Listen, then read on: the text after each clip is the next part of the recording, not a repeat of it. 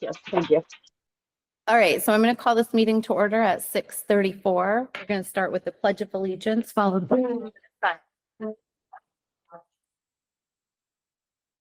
pledge allegiance to the flag of the United States of America and to the republic for which it stands, one nation, under God, indivisible, with liberty and justice for all.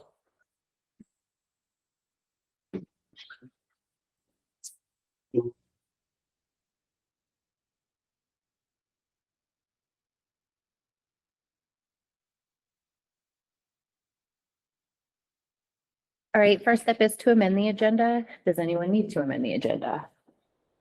Great. Are there any public comments for items not on the agenda? Then we're going to jump right into the agenda. First up, discussion item fiscal year 2027 budget objectives, discussion with select board and budget committee. As I sent out in the email, and we do every year, this is about big picture things. What do you want? What don't you want?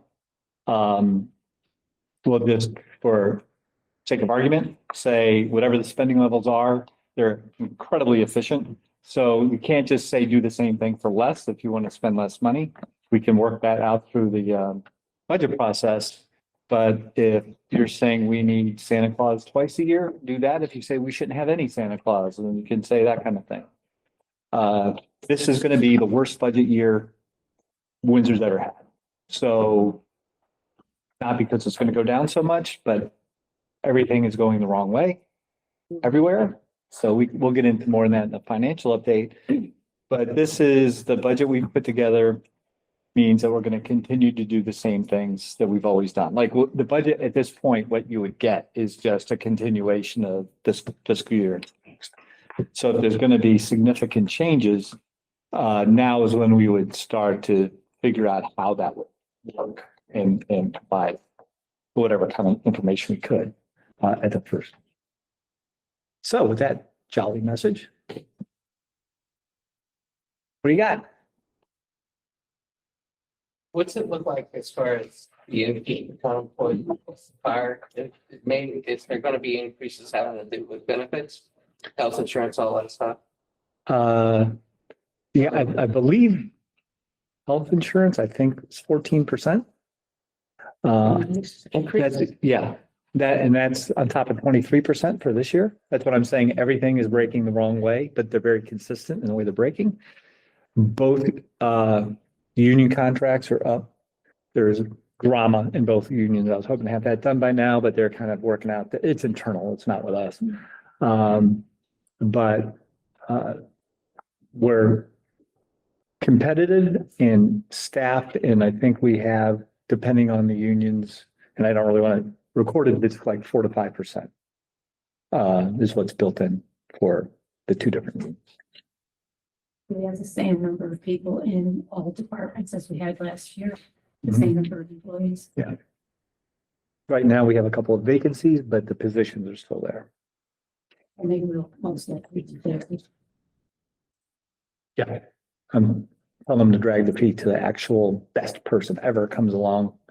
The bigger savings in that is we save on the benefit package, but the hourly stuff sometimes just gets eaten up by overtime. So Does that include your replacement as well as the fire chief's replacement? there is a line item in the budget that accounts for my payout and Kevin's payout in addition to full salaries for the two new people.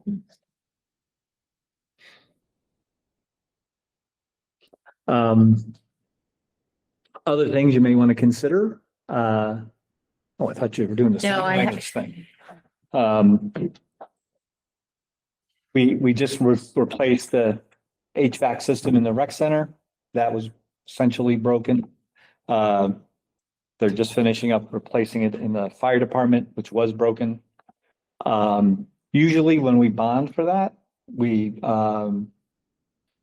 get the bond and the first payment's due in a year. So it wouldn't hit the next fiscal year. This was a special state program. The good news is it was like 2.25% interest. The bad news is we get a bill every month starting this month. So it's unbudgeted in this fiscal year and it gets added to this fiscal year. Which starts July 1st.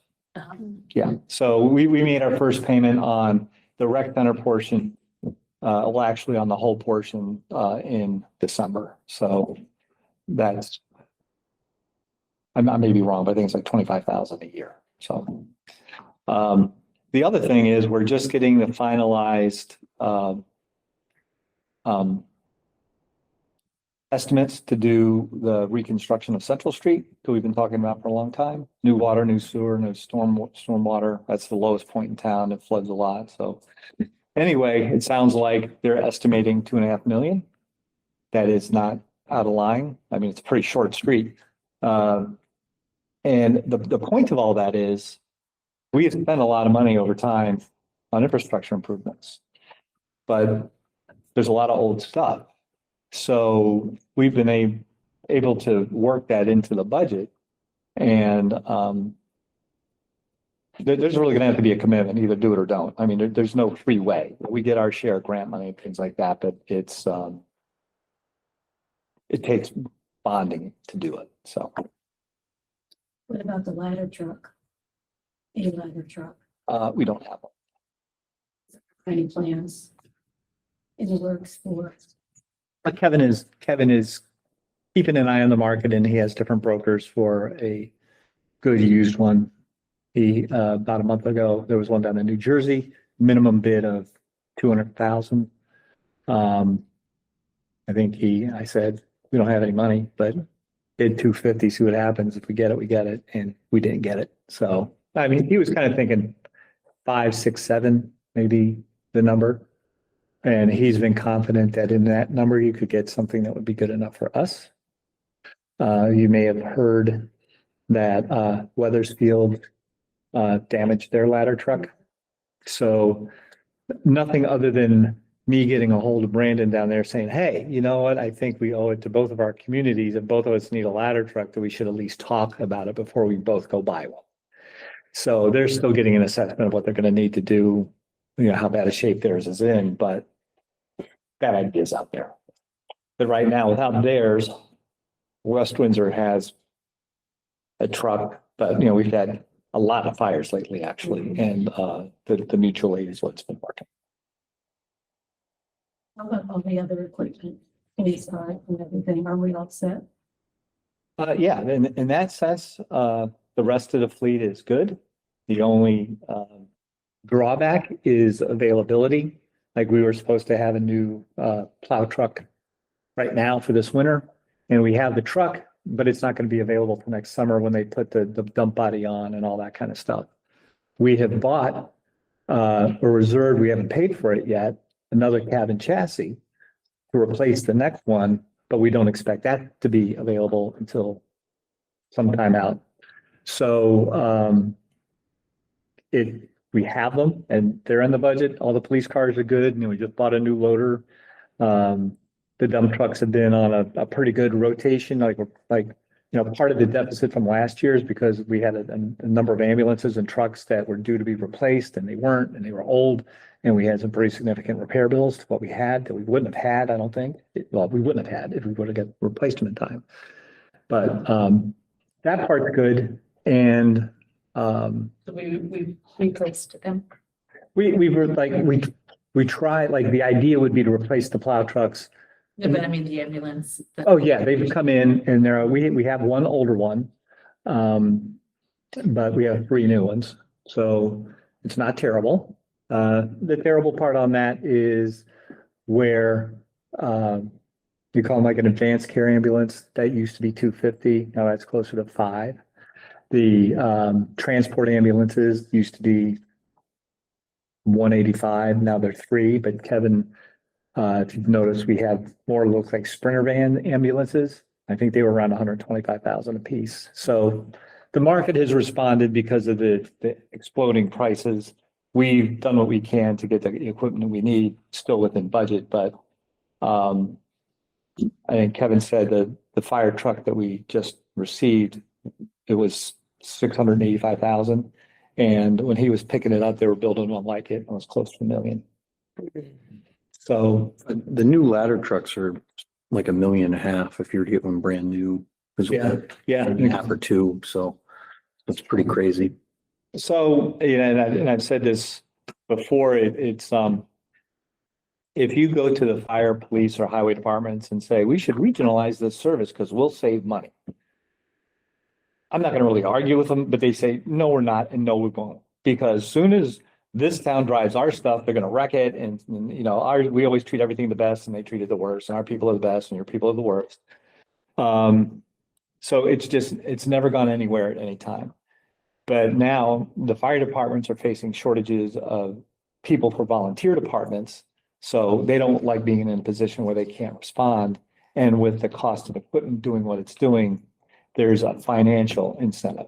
And there's been a lot of studies on the saving money part.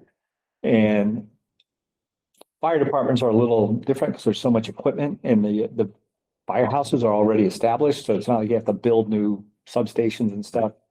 But oftentimes what happens is the management hierarchy eats up the savings. Like, oh, look, we had 5 chiefs, and now we only have 1 chief. Yeah, but now you have 4 assistants chief and you have 3 captains, all that kind of fills all in. But you probably would get a better service, even at the same cost of having a regional department where all the right equipment is in the right places over a bigger footprint. There's an economy of scale too that I've seen on the leasing end when you're able to throw more resources also. We're seeing it, the amount of like calls, especially on like the EMS fire side. I see what goes on in Weathersfield and the complexity of these calls and stuff. I mean, it's a lot. It's a lot to ask. It isn't directly related to our conversation, but it's a lot to ask these volunteers to go out. And these towns are becoming more and more to where they almost need full-time service. It's a lot that what our folks are dealing with out there. I thought at some point when Chief Daniels was here that he said something about next year needing another police car. I mean, Oh. misunderstood. I mean, are we buying another police vehicle? We're always buying police vehicles, but we're not adding to the fleet. It's like the cars come in on a payment plan. Cars go out, we trade them in and we get a new one to replace it. So the cost doesn't change more than the increased value of the car. And there's a pretty clear correlation between older equipment that get used constantly and the repair costs that are associated with it. So Just kind of leasing, like a private person leases, Oh, right? yeah, kind of. I mean, So we you don't buy- have to keep repairing. Right. And we do the same thing we used to hold on to our dump trucks for a long time, run them into the ground and we get like 18, 20,000 for them. The last one we traded in, we got 45. Because they're a little newer and the new market has done what it's done. So that elevates the used market. So it's So, not like buying a whole new. yeah, no, it's not like we had 3 and now we're going to have 4. Right. And if anybody saw the parade out there, anybody see that Crown Vic leading the parade? Didn't see the parade. No. I saw them at the fairground. Oh, okay. Well, it just speaks to the objectives of management. When Bill Sampson was here, he loved Crown Vics. And he got a free one from one of his chief buddies in Massachusetts. And we spent a few $1,000s bringing it all back to shape. And Bill loved using it in parades and things like that. It's the like Barney Fife classic kind of thing. Well, when Jen was here, she thought it was a piece of junk. And it sat over in the prison storage for her whole time here. I got to get rid of it. I just can't. I got to get rid of it. Bill finds out about it. Goes, oh, wow, that's great. And it runs. It's perfect. It's inspected. It's okay. So it's back out in parades.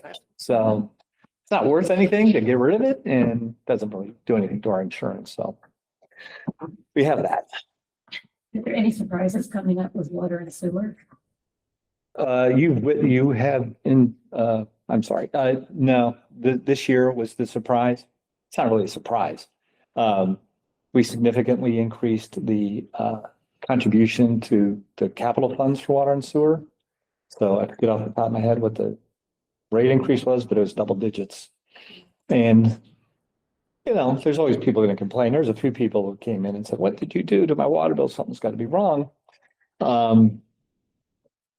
The conversations, we've had about that, and this goes for the town as well, is that, I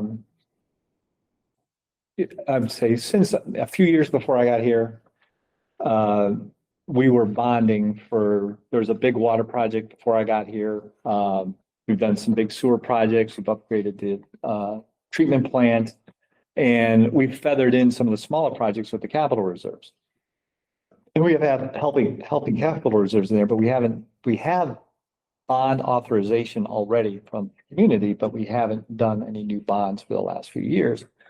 And in the past, if we picked up a new bond payment of, say, it was around 75,000 to bond $1 million, we would reduce our contribution to capital by, say, 50,000. So you didn't see a big spike. And then as things built in, we increased the contribution to capital again. Well, it's not exact, but we were giving around 100,000 a year to each water and sewer. And in the year we're in right now, we've increased that to 200,000 in each. And the idea is there's a lot of smaller things out there. There's smaller, like a $500,000 repair. And if we keep a healthy reserve, and if we can put 200 to 250,000 a year in each, we should be able to proactively take care of some of these smaller things without having to bond.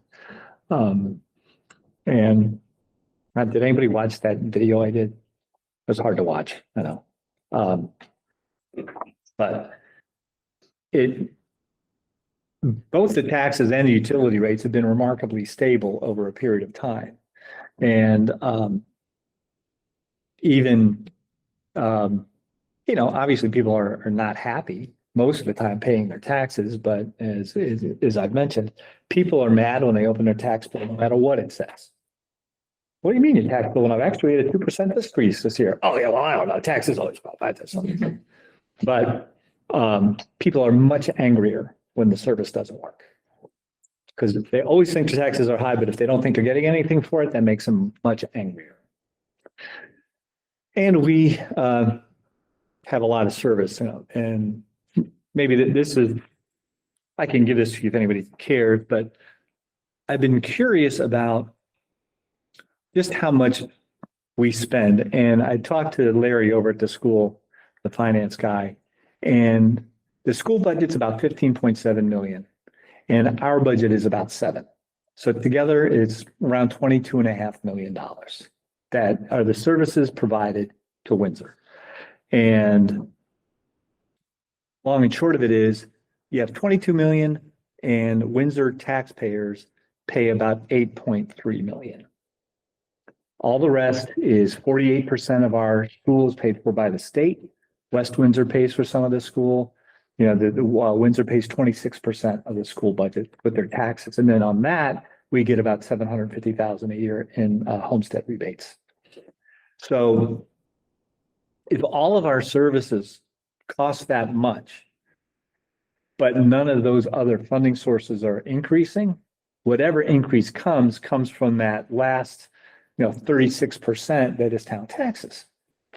And so a 5% spending increase can result in a 10%, 12% tax increase. So on the one side, it's good because somebody else is paying for a lot of our stuff, but on the other side, it's bad because when it changes, it hits pretty hard. And I asked Larry, we pay, but the state pays 48% of our education costs. Weathersfield, they pay 34%, and Heartland, they pay 17%. So Why is that? why is that? Because the voodoo formula that the state does, Kind of like a Robin Hood type scenario where they, Oh, we're higher needs people. that's the way to put it. Yeah. And is with all the school consolidation, and maybe this is a little time to ask, but is there any change coming to Windsor schools? none of that, school consolidate, well, Tom, you can jump it, but like, none of that's like firm yet. And I think there's a lot of debate on what they're actually gonna do. And I don't think it helps us in the short term at all. I don't think there's going to be an operational change. It takes forever and they always talk about it, nothing happens. And then from a practical matter, the same kind of things, we're going to only have one superintendent. We're going to have 5 superintendents in the whole state. Well, then how many assistant superintendents are you going to have? And how are you going to bus a kid from way over here to way over there? Like, there's so much. I don't see anything changing. If somebody up there asked me, how do you make your education bill less? You take the social services out and put that into the general fund of the state, because when the state decides every kid should get a free lunch, you may think that's great, but none of our legislature has to answer for that in the taxes that they charge us. It comes down to the school boards and the towns to say, hey, we just told you you have to give every kid a free lunch. You don't have a choice if you want to do it or not, but now you've just increased your education budget that much. And, you know, all the para educators and all that kind of stuff. And I'm not saying you don't do it. I'm just saying if you put that into a model that has multiple funding sources rather than education that's so property tax heavy, that would be a meaningful change. We'd all pay somewhat the same, but it would be more income sensitive, maybe. But so I would say nothing is going to change. And that's what I'm saying. Everything is going the wrong way. If school spending, they're saying again this year is another 14%. If healthcare last year was 23 and this year is 14%. Everybody's lining up in that same mid-teens percentage for an increase, kind of do the same thing. And right now our budget's looking the exact same way, you know, 15, 16, 17% increase. And usually I say, okay, well, you just can't do that. Well, 2 years ago, when the school budget went up 19% and the town budget, we kept at 5% and we didn't put anything in our reserve funds, we ran a $250,000 deficit because we had some bad repair bills and so, you know, unbudgeted things happen, but because we didn't put anything into our reserves, we also didn't have any revenue that wasn't associated with the direct expense. So there was no place to go. And we'll be paying for that now. Healthcare too is a weird thing where your fiscal years run July 1 to June 30, but then healthcare can jump on January 1 is when they go up. And it was pretty unprecedented last year, 23% increase that, I mean, who would have prepared for that? So halfway through your fiscal year, your healthcare is jumping up pretty significantly. And those are some, you know, It's issues. big money. And that was a contributor to last year's deficit is when we budget, including this year, we get in December what the premium increases are going to be for calendar year 26. And we just throw a plug number in of a 10% increase on that for the second 6 months. And most of the time we make a little money on that, like maybe it's 8% or 9%. But last year, for the last 6 months, we were paying 13% more than we budgeted, not because we did anything wrong, so to speak, but we didn't have a choice in not paying. So that was just one of the things that contributed to that deficit. That look like this year, The education, the healthcare, mid-teens. mid-teens. But are you expecting it to jump like that mid-year? Jump again? It's, who knows? Yeah, and Not expecting it to go down any significant portion. It's, Everything. well, and it's, that's another thing I don't know much about. I guess UVM Medical Center is super expensive to run. Vermont mandates a lot of healthcare services to be provided. So there's a lot of things that go into it. Like when you hear the national conversation, that has something to do with it, but not so much to do with Blue Cross Blue Shield of Vermont, things like that. We're unique. And I think I put in that slide, our premiums about double what the national average are, just to start from. So that's local decisions that our Vermont government makes that maybe we all like. And I guess my point is, don't be frustrated with things. If you vote for people who vote for things and you get what you vote for, then be happy about it. Don't go, well, wait a minute. Why do I have to pay for it now? And that's kind of my point here. If you asked anybody in town, do you think that your tax bill is subsidized by 65%? Nobody would say yes. and the healthcare thing in Vermont too, another nuance to it is there's two options, Blue Cross or MVP. And Blue Cross tends to be a little bit more expensive, but they seem to have a better, people seem to like it better, but if one goes up a lot, the other seems to go up the opposite the next year, so. And MVP may be leaving the state. So. I thought they did because, No advantage plans left. oh, okay. Okay, So. I get confused with insurance. So, and then now just to dump extra bad news on you. There's some bad financial news. I'll just put that out there. For a long time, I've been saying there's something wrong with our accounting. I don't know what it is, but it's not right. Did I ever say that? No, I don't remember that. Okay, and that I'm not an accountant. So, and I've been saying a lot, keep Natalia happy because she is going to be key to the transition. Natalia is happy and she has been breaking her back. We have been, in addition to doing the budget, we have been going through every project since 2006 to see where they are. And we're talking 30 major projects and probably 100 minor projects. And the good news is almost everything came on budget. Like our utility budgets over 15 years are 75,000 to the good. Ooh, we're great. Our general fund budgets over that amount of time are about 325,000 to the bad. 250, that was last year. So that part's good. But somewhere in the projects, we didn't get enough money back. Right now, we're looking at about a $600,000 deficit that would line up with our cash flow problems. Every December, the second payroll is when, we run out of money. And there are reasons for it. But the cash flow, like when we got the ARPA money, that would come in, and so we had extra cash, or we had bond money. We had things that were covering it. Oh, we spent everything, so we don't have any extra money going on right now. We were 300,000 out for the air conditioning. We were 200,000 out for the rail yards. So we're money that we're going to get reimbursed, but we don't have it right. We're waiting for the refund. So money is tight. We don't have the answer yet, but if I had to guess right now, between 2011 and 2018, we had 3 independent dam projects. And I can't find, and Natalia can't find,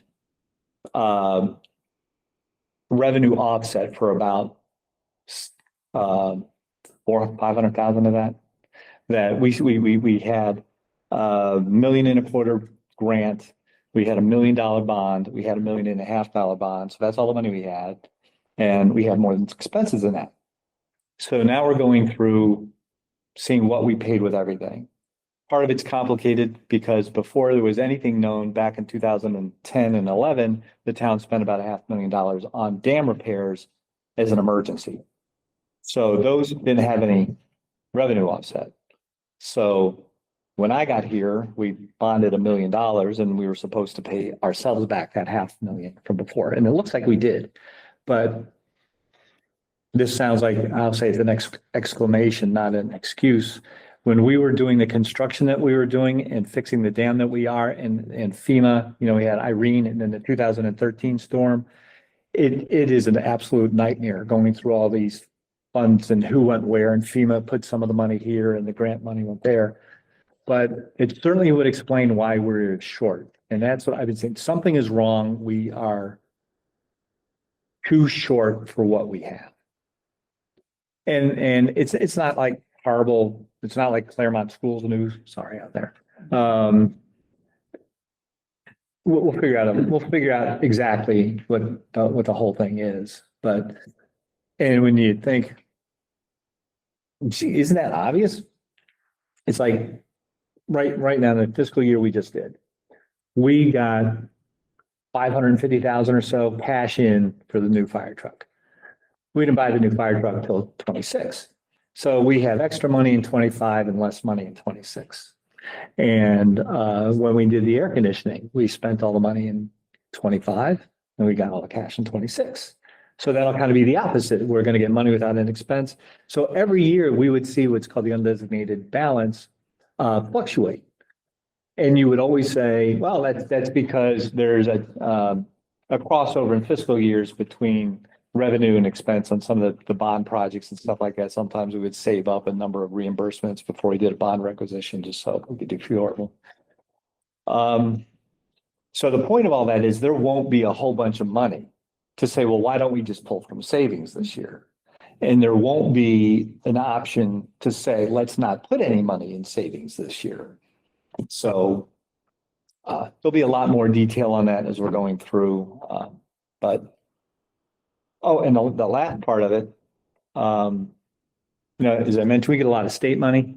We get money from the pre-Bay program. We get money from the pilot program for the state park and the prison and things like that. We get money for what's called hold harmless, which is reimbursements from the state on people who have their land in current use. So we get somewhere around $1 million roughly from that. Well, the state doesn't really tell you. I mean, they send you a report and you got to find it. But like last year for the payment in lieu of taxes money, we got 220,000. This year we're getting 160. So we're not going to get that money. The state didn't say, hey, by the way, we're giving everyone a tax increase or whatever. They also reduced the maximum income on the pre-Bay program from I don't know what to I don't know what. But that means we're getting less pre-Bay money. The other thing they did, which we're confirming, is we used to get almost all the pre-Bay money and pilot money up front, like in August. So we had that money for the whole year in the beginning. Now they're doing quarterly. So it's looking to like nobody was looking at it, but it looks to us now like we've only got the first quarter payment in. So that is the difference between having 700,000 or 800,000 in the bank and having 250,000 in the bank. So, in a way, it's a good thing that these things are happening because we're having to pay more attention to stuff like that. You just don't, you would think that there would be something that goes out through VLCT or something that says, hey, the rules are changing. So prepare yourselves. But at the time we put together the budget for this year, we got 220 the year before and we put 220 in for this year. And then when they all do their magic, it comes out the other end. So we're, whatever, You have to really, 35,000 short. I found you have to really chase them also, state, like Get paid. Yeah. So Are we getting any good financial news from the new solar installation? no, I mean, it's, so the way the solar installs do and the way the power lines and all that kind of stuff that goes through the Public Utility Commission, they set a value. We don't. They set the value. They say, okay, and I can get taxed. The utilities don't like us. The solar people don't like us because we have a high tax rate. So they, Us being Vermont? Or no, us being Windsor. Yeah, because they have to pay the property tax rates. Yeah. And that's, the easy example is Norwich has a really low rate because their houses are $1 million a piece. So people have really high bills, but the rate is low. Here we have a very low grand list, so our rate is higher, so we can get the money we need. But if your $2 million array in Norwich is 2 million and your $2 million array in Windsor is 2 million, it's not like Norwich's is 5 million to account for their trendy real estate. So, and we have 6 of those things around town, so it adds to the grand list. But yeah, I knew at least when I was in Connecticut, we could count on a 2 to 3% increase in our grand list every year from new construction. There is no new construction. I mean, we get I think one year maybe we got 2% increase, but it's usually 0.5 to 1%. And the solar arrays have really been the driver behind that. So it does bring in new money and it doesn't bring any additional costs. So that part is good. But when you look at zero growth and expenses doing what they're doing, whether it's labor or equipment or insurance or whatever, there's no magic. So, and I think the other part I put in there is the Act 250 people had a public hearing here on changes to Act 250 and it had to do with Tier 3 watershed areas, which it kind of is like the rural. And I'd say most of the discussion was how can we provide more protections? I'm okay with that, but I don't get frustrated then when I say, well, how come there's no development? Well, when the state has a program that pays you not to develop your land and they want to put tighter restrictions on the land that's not developed, why do you think they're not making new developments? I like looking out my front window and seeing rolling hills and fields. That's good. But no one's going to develop there. And the regional planning agency will tell you the same thing between brownfields and floodways and everything, where they're telling you can develop is either cost prohibitive, like I put in there a $14 million apartment building that appraises for $1.4 million. All right. Everybody get the picture? Are they doing a second building? Windsor Improvement Corporation has contracted with an architect to do a plausible scenario of what would fit scale and very high level magnitude cost. Like Central Maine. Yeah, yeah, it wouldn't Low be, income housing. it won't, no, it won't, it'll be a market rate housing. Which again, then is, see, the benefit, one that wasn't really seen when the Central Maine thing did, they cleaned up the entire property, so they won't have brownfields cleanup. There's money for brownfields cleanup, so probably nobody would have had to pay for it other than the feds. But that part of it would be out of the equation. And things like the road coming up, some of the other shared infrastructure would be okay. So, How confident are you in the likelihood of that, though? I mean, it sounds cost prohibitive. If you're gonna have $500,000 units, I mean, well, it's kind of, well, that's the state came out with something new called CHIP. So it's state assisted, like tax assistance. Oftentimes they use TIP as a broader program that does that.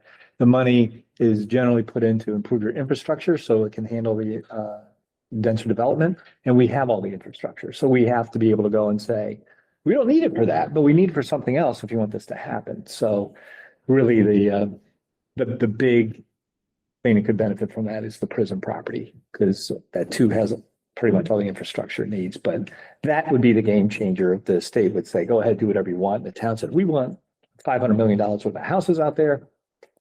Then just like now, no one knew there was a prison now. Now no one would know that there's a neighborhood out there, except they'd be saying, why didn't you file my neighborhood first? I have the most expensive house in town. So, but that's somebody else's problem. But that's not happening. Not right now. No. Joe Major, Senator Major said, at the end of the last legislative session and going into this one, he's saying that moving that off the dime is a priority, the priority for him. Right.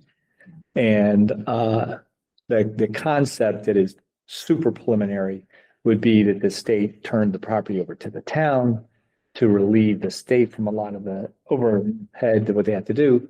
And I said, well, you can't give it to us without giving us a bunch of money. So you just want something to happen, give us that and give us like a $3 million development grant or, whatever, come up with something creative. 10. Or 10, yeah, so that the developer would actually come in and do it and don't put a bunch of strings on it that you can't do blank and you have to do this, so. But we've seen even within our own community with the shortage of housing, it's not like a universal goal to develop that. There are plenty of people who want to see it left the way it is.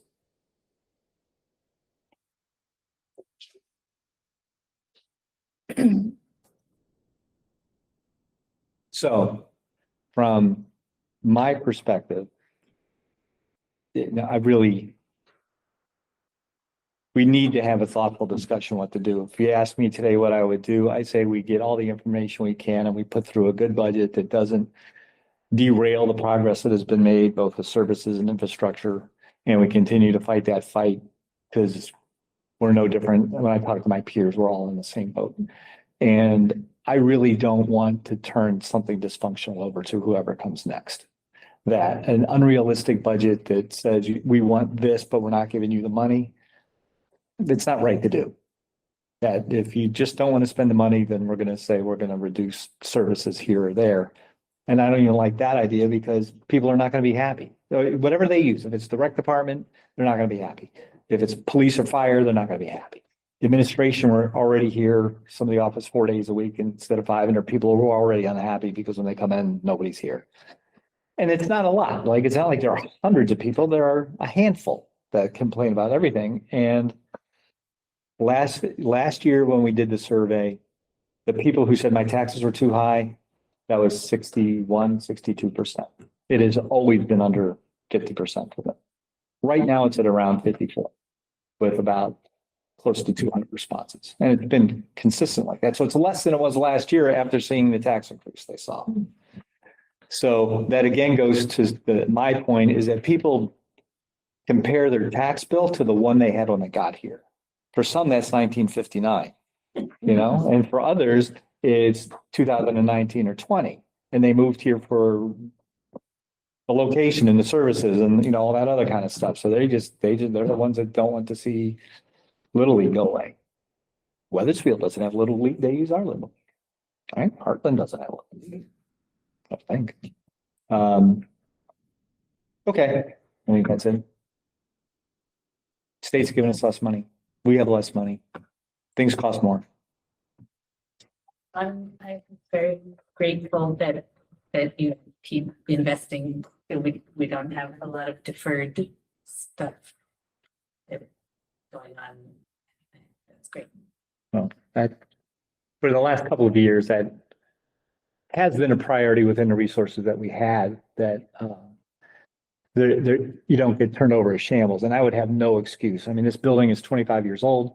Things have reached the end of their useful life. It's legitimate that they're breaking. I mean, the rec center was from the 60s.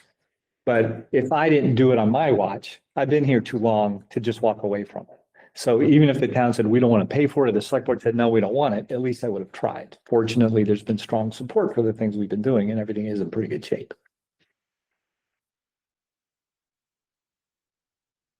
I think another thing too to consider, being new to the process, like the school, and this is probably still relatively true, or your tax bill, about 50% of that is school, 50% is town.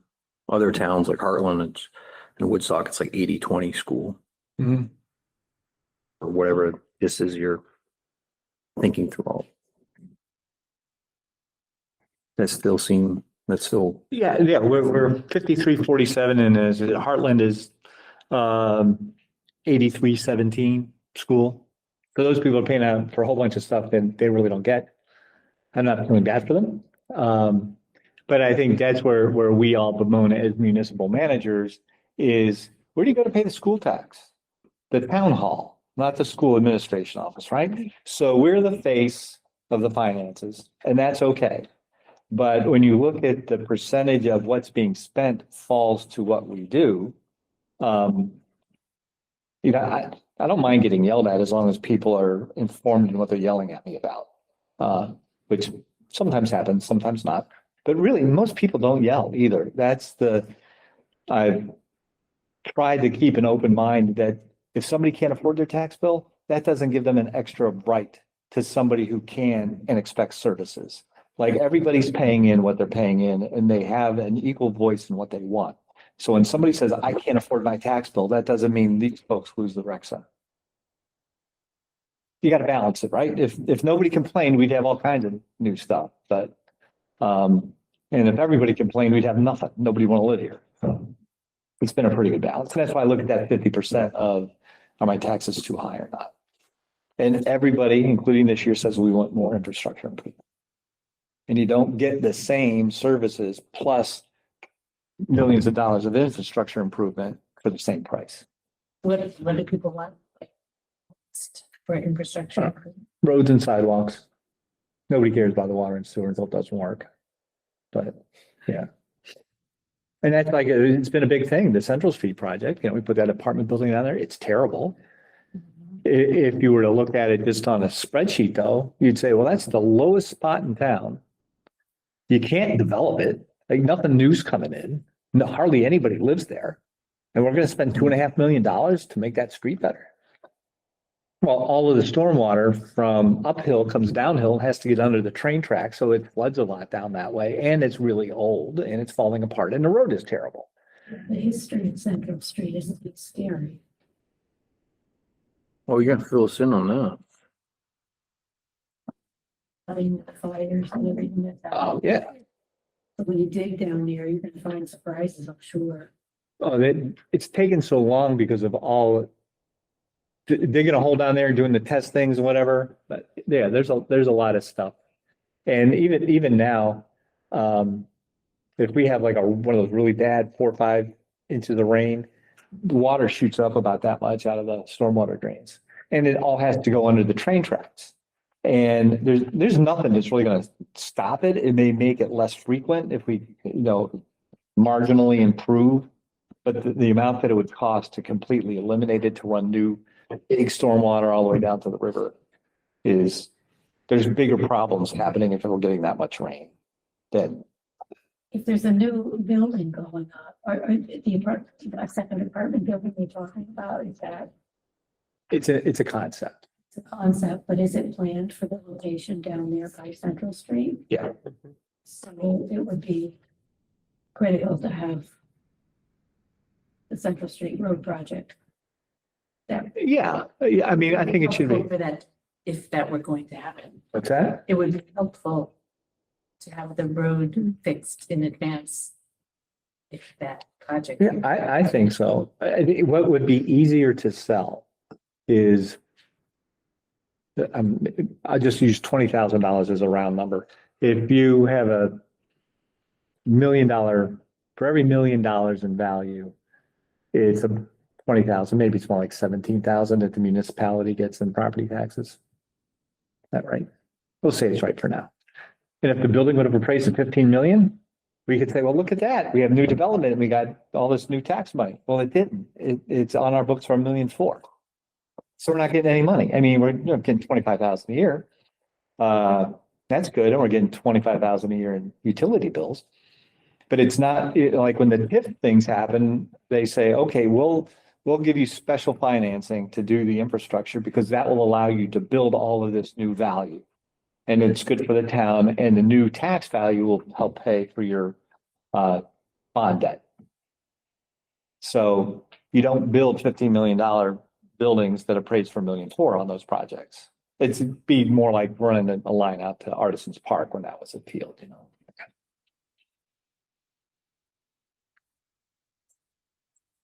And that's not the only project that needs to be done in town. Some people who live up on Bay Street, I don't know what your water pressure is like, but they don't have any water. that's right, yeah.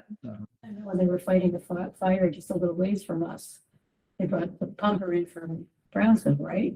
Yep. To pump the water up the hill to fight that fire, so. Mhm. Yeah, and I won't go off on a whole nother tangent, but I think we've had 6 fires in the last 10 days. Yeah, like how crazy. And well, do we really need whatever we have? Only on the days you need it. And it's pretty thin around us. Like everybody rallies to one of these things, but it's pretty thin. And then bad car accidents. The guys are busy is my point. Molly, how are you? You, Tom? Really well? Soaking it all in? I am. Okay. Okay. It's okay. You can't quit. Emma, you paying attention? Got her. It hurts. So Next steps. do we want to move on? We do. Yes, I am Okay. paying attention. My phone was in the other room and I'm listening on my speaker, you naughty Tom Marsh. Well, we're going to back up for 2 seconds because I forgot to approve the previous minutes for the December 3rd meeting. So we would just need a Make the motion. motion. Second it. Is there any discussion? Okay, please tell me that's the parade. It's great. Okay. Mary, how do you vote? Aye. Aye. Aye. Well, we were just talking about fires. Aye. I hear sirens and I'm like, I'm a voter aye also. okay, so previous minutes have passed. We've had a comment, right? You had a Cliff? comment. Yeah, since we're kind of in the budget area, when we're moving into the discussion and action items, one of them is considering renewal of the West Windsor police contract. To me, that kind of falls also part of the budget side of things. Sure. So it'd be good if we have a discussion with, I don't know if everybody would be staying for the whole meeting, but as a budget committee member, I'm very interested in where that lands. Okay. All right. We'll just say it's a budget discussion. We won't vote on the contract yet. We could do that. Okay, so we had 2-year contracts. They want to renew. I gave them a contract with a 6% increase, 129,000 a year. Which is in line with what the How many department. people are they? How many people are there? We provide them with 25 hours of directed patrols. And then we have 24/7 responsibility for 911s. So we have 24/7 people coverage in our department. We are able to meet that contract obligation. But let's say we reduce our staffing, that would mean we'd have some shifts that only have one person, maybe midnight or something like that. But it would compromise our ability to guarantee a response if we happen to have one in town at the same time. So I mean, that's just the reality of the thing. So that's where we are. It's a 2-year renewal. How much is it? $129,000. The only concern that I have under that is that if our costs are always fluctuating and going up and we have no idea what they're gonna be, if the contract doesn't have it out and we're say some reason insurance benefits go up another 20% again next year. We're eating their part of the benefits in a sense because their contract doesn't go up and it's not the same proportion as what ours is going up. It seems to me they should have the same percentage increase for their police coverage as the town of Windsor has for our coverage. So it's proportionate. I think that the contract for the town of Windsor is very advantageous for us. And I think that, I know what you're saying, but I think that it works out very well for the town of Windsor. For the margin that's cooked into it now, I think makes sense. And we renew the fee every year. So the 2-year contract, the next December we increase. It just seems like, and I know what you're saying, Ryan, that if we try to push it too far, then maybe they look for other options. But on the other hand, contracts are negotiations. If we ask for a little bit more, then I can say, oh, well, forget it, I'm leaving. I can't imagine that they would do that. They may come back saying that we need a different rate, but I don't know. It's been one of the pet peeves. I looked at this as the 4th year, I believe, being on the budget committee.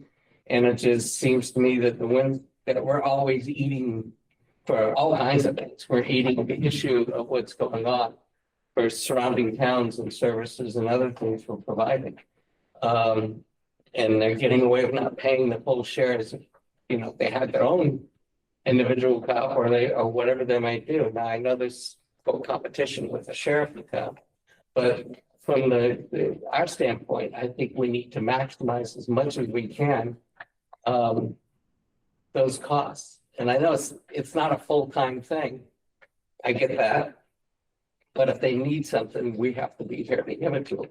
So There may be an assumption built in there. Let's say we knew that our cost was $50,000 and we charged them $200 and they agreed to it. You got a pretty nice gig going, right? And let's say our budget goes up 6%. Are we okay if we tell the other contractor their cost is only going up 3%? Since we're already making so much money? well, that's the point that hasn't been clear in the budget, how much money we're actually making out of it. Because I don't know. It's a very advantageous Yeah, contract for but the town of Windsor. I'm a numbers guy. I'm on the budget committee. I need numbers. It's maybe advantageous. I need to know what the advantage is. I think if you're saying that we're making $150,000 out of West Windsor for us to have this contract, we can't, because it's only $130,000 project to start with. But the point is yes, I'm fine with that if we're making those kind of ratios, but I need to see we're making those kind of ratios. I guess as close as I can get for you is, as I said, if we have one fewer cop, it means during the week, there's going to be some shifts that only have one on. So when the person isn't in West Windsor, Windsor gets the benefit of having 2 cops on, which is a big benefit when you need it. So what's the value of that? I don't know. But if we lost West Windsor, we would very likely have to look seriously at removing an officer. And that would be about a wash. Okay, so it's all even. But what price do you put on the service that our community loses?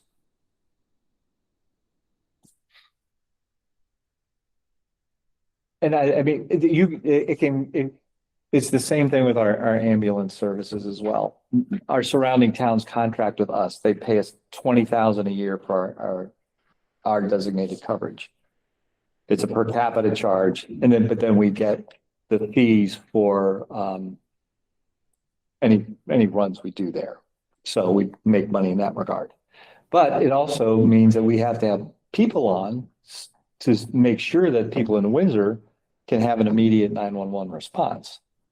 So we have extra people on in our fire department in order to do that. And we're going through, would it be better for us to get out of the transfer business and get out of the contract business with surrounding towns?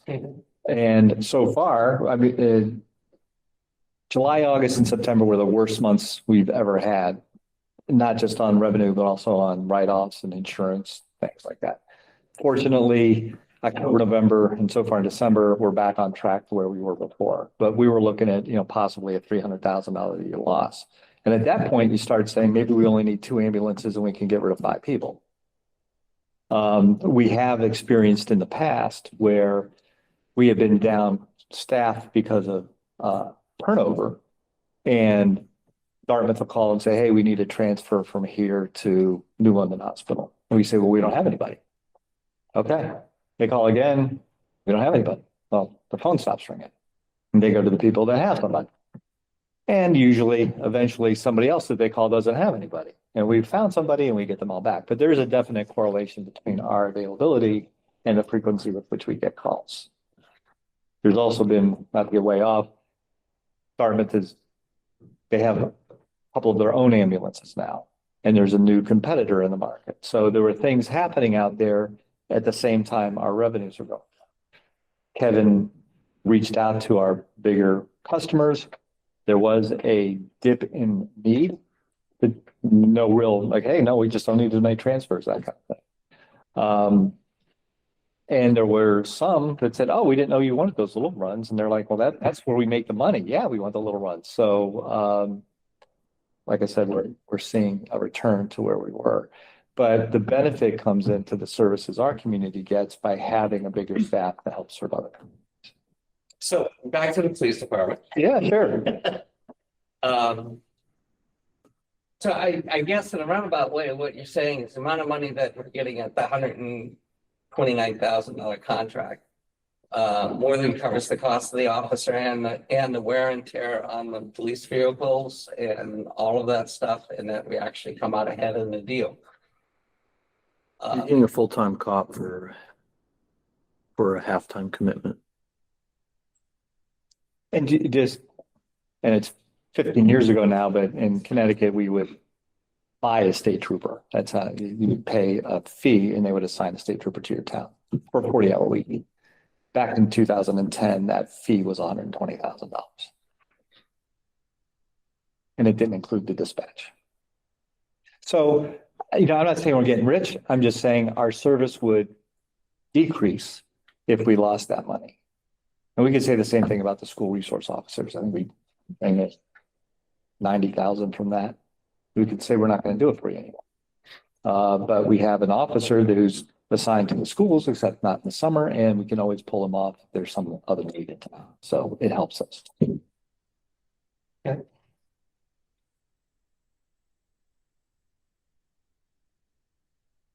And when I talk that way, particularly in that tone, because I know sometimes I have a tone, that doesn't mean that that's the only way to do things. It means that's why we do it this way. But if the idea comes, I just want to make it clear. It's not like we have a department of 30 and let's go to 27 and you may not notice it. We have a department of 10 and we go to 9, you notice it. We have a highway crew of 4, we go to 3, you notice it. Utilities, we have 4, it goes to 3, you notice it. Fire department, we have 100. I just, I mean, because there isn't any quantitative numbers that we had in the budget to really define it, it tells, the question is, what are the actual gains at that point? I mean, if it's paying for itself and it's adding another officer, then, then that makes sense.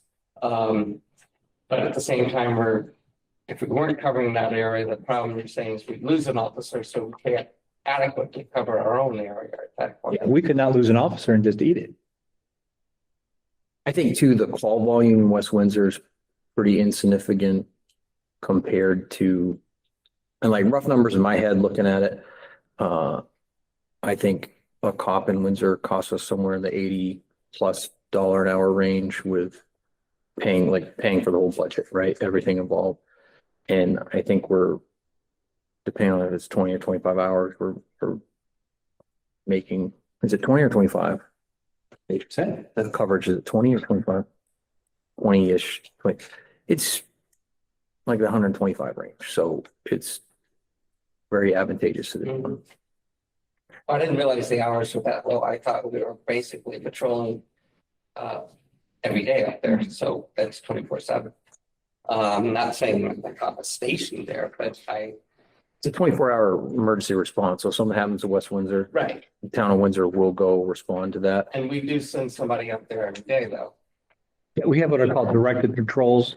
An Yeah. officer will call into dispatch saying, I'm going to be in West Windsor. So Right. there is a time track where they are. So we provide them the contracted coverage, and there's a regular, it's not like regular, like, so everybody knows when the cops are in West I Windsor. get that, But we also do speed enforcement when they ask if they have a crime in progress, domestic or, something like that. We send multiple people.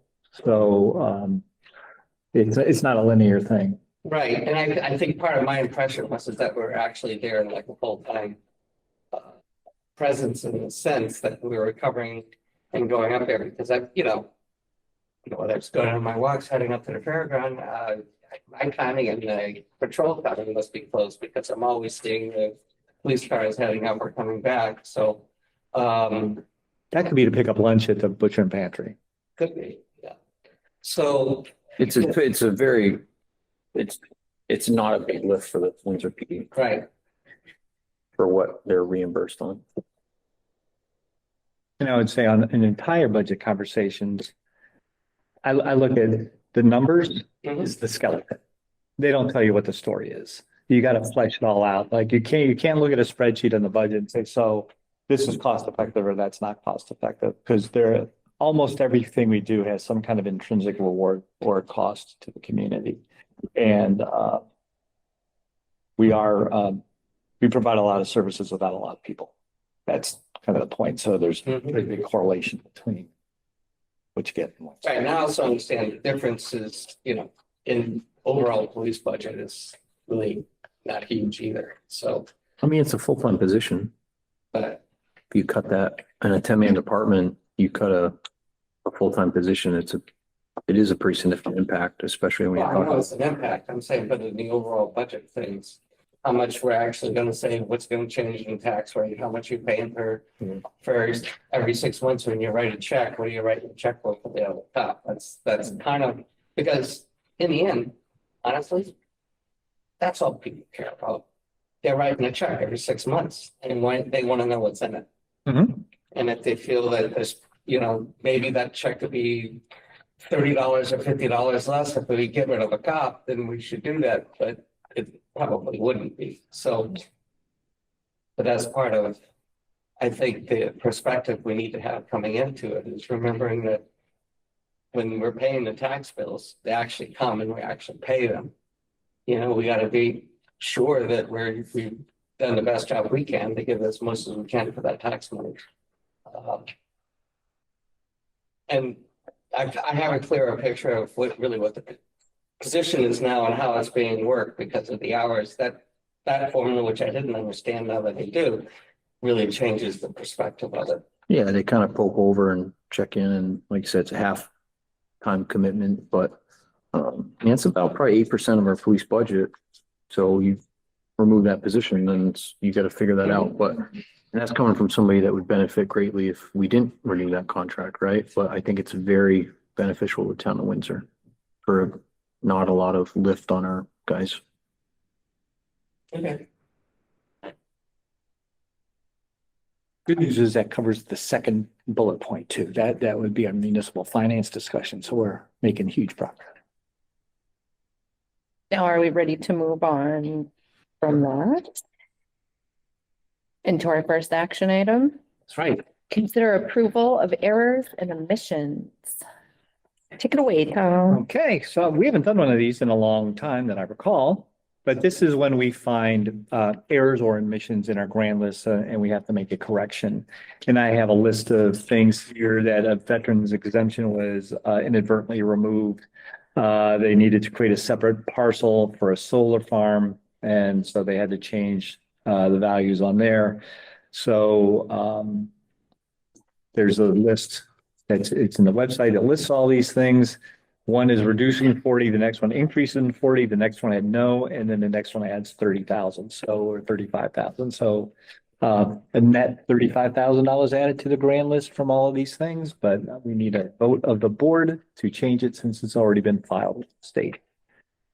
So a motion to accept the approval or approve the errors and omissions submission by the town assessor. Make a motion. Second it. Is there any discussion? Mary, how do you vote? Aye. Aye. Aye. Emma? Aye. Great. Next up, action item, approval of manufacturer's tier 2 cannabis license application.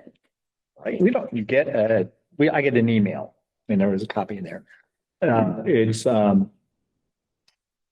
Ralph's Yep. operation, not the pot shop, but the growing Yeah. Behind this. behind there. So no issues. We're all good. So I would, if you vote to approve it, we just pass that on to the state, and they're the ones that have the final say, that they just ask you to weigh in. I'll make the motion. Second it. Is there any discussion? Mary, how do you vote? Aye. Aye. Aye. Aye. Emma? Aye. Excellent. Action item, consider renewal of West Windsor police contract.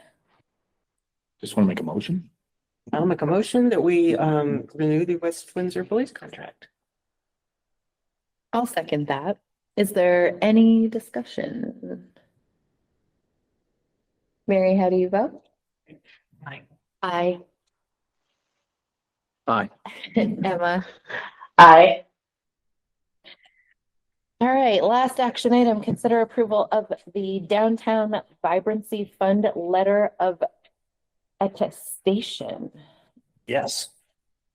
So this is not 100% straightforward, but what it is a couple of years ago, the state started providing every designated downtown with a $25,000 grant to help them fund a position to help them do the work. And the part of it is that the select board says, okay, you're going to give them that money, but there's not going to be a direct correlation between you're giving them 25,000, so you're going to cut 25,000 of whatever you happen to give them now. Like they want it to be new money. Okay. So I would encourage the board to approve this, but I can tell you, we are going to have a conversation about the funding to the Windsor College. Maybe they'll say, hey, seeing things are so tight, take a little less. Maybe seeing things are so tight. Tell them. Anyway, yes, I mean, it's a bigger discussion and all that, and I certainly don't want to have it here. We have a WIC meeting tomorrow morning. So, So do we want to do this before we have the discussion? yeah, we do. They need it. Actually, I was supposed to do this in September, so Okay. So you need a motion. yeah.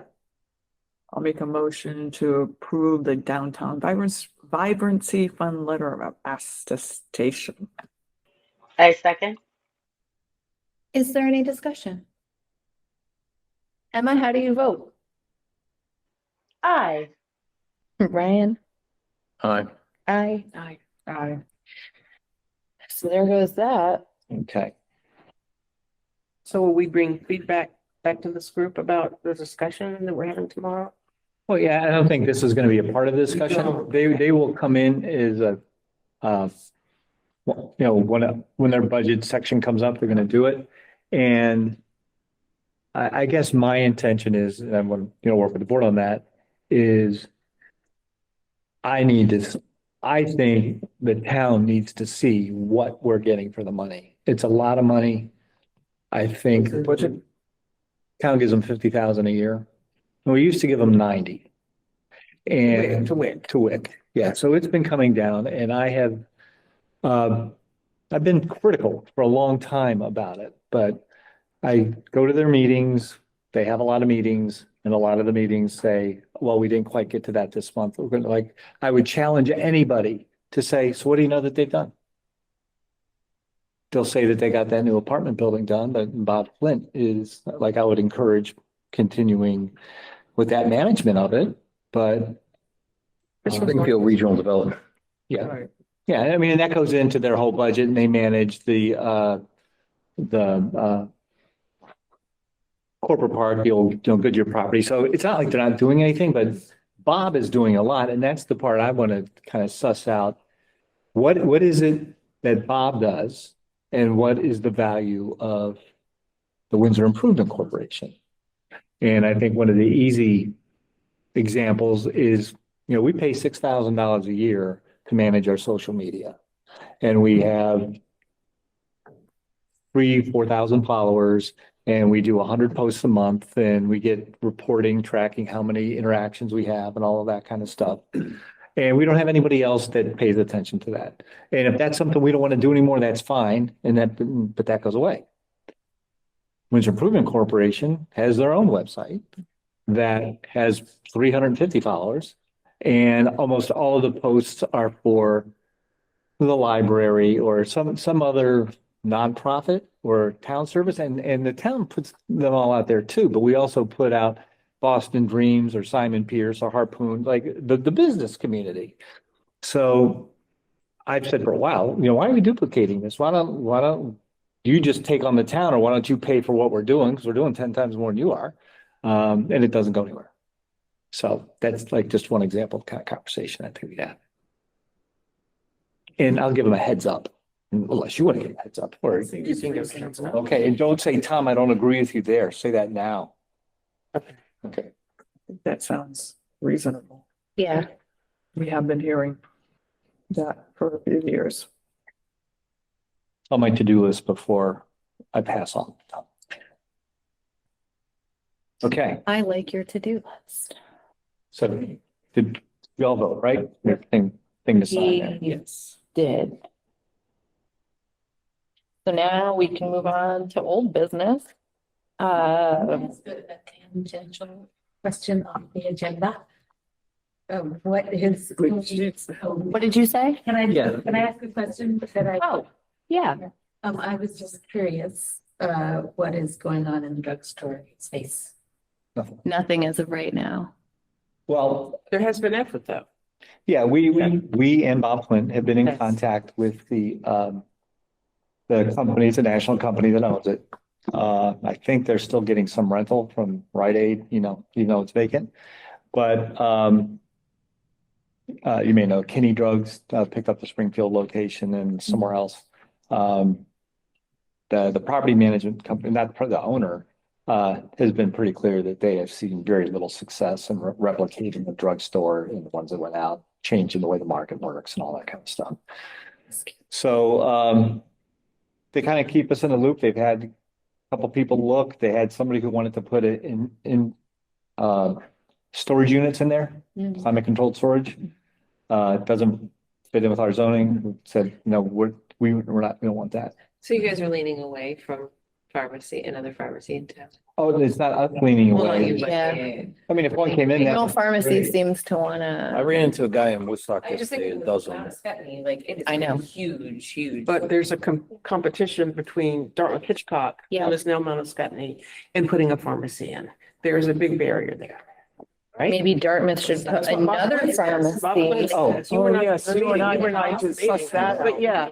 Hospital and no pharmacy. Yeah. Barrier. But now that Dartmouth- Windsor is Dartmouth Dartmouth is- Health, what if they did another, because they have a Dartmouth pharmacy up at Well, the see, that's the point. Lebanon Hospital. Dartmouth Hitchcock wants, is Oh, they want it putting a all. monopoly. Yeah, they need They want it all. But it's They don't want biased. another. Monopolizing the pharmacy business. They are mail order now. I'm not gonna say we anymore. The hospital is encouraged to steer people to the mail order pharmacy at Dartmouth Hitchcock. Mhm. So it would be a competition to put another pharmacy in. And this is from Bob Flint, because he says they could have a pharmacy in, no problem, if Dartmouth Hitchcock had not like cornered the market. What about That's my understanding. What about, I don't know, we have to about- talk to Ellen, but what about Price Chopper? Because I know that they're competitive too, because they make their Price Chopper employees get their prescriptions from Price Chopper Pharmacy. You can't get it somewhere else.